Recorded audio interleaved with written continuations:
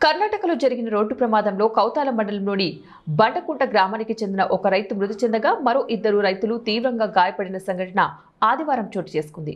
వివరాలు ఇలా ఉన్నాయి. ఈ ఏడాది అధిక వర్షాలకు పంటలు దెబ్బతిని దిగుబడి బాగా తగ్గింది.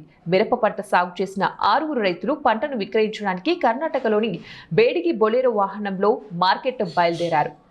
చిత్రదుర్గ పట్టణం వద్ద బొలెరో వాహనం టైర్ పగిలిపోవడంతో వాహనం బోల్టా పడింది. ప్రమాదంలో బొంపన్నగారి, వీరనాగి అక్కడికక్కడే మృతి చెందారు. మూర్తి, గోవర్ధన్ తీవ్ర గాయాలకు గురి కావడంతో హాస్పిటల్కి తరలించారు.